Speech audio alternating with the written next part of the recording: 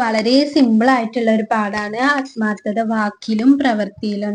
കുറച്ച് പോയിന്റ്സ് നമുക്ക് അതിൽ ഇമ്പോർട്ടന്റ് ആയിട്ട് പഠിക്കാനുള്ളതും അതിൽ ഏറ്റവും ഇമ്പോർട്ടന്റ് ആയ 3 പോയിന്റ്സ് ആണ് നിങ്ങൾക്ക് ഇവിടെ നോട്ടായിട്ട് കാണിച്ചു തരുന്നത്. ഇത് നിങ്ങൾക്ക് എഴുതിയെടുക്കാം. ഒന്നാമതായിട്ട് നിങ്ങൾ നിർബന്ധമായിട്ടും പഠിക്കേണ്ടത് ഇഖ്ലാസ് എന്നാൽ എന്ത്, അതിന്റെ ഡെഫിനിഷൻ ഉണ്ടല്ലോ. അമല് കൊണ്ട് അള്ളാഹുവിന്റെ പൊരുത്തം മാത്രം ഉദ്ദേശിക്കലാണ് ഇഖ്ലാസ്.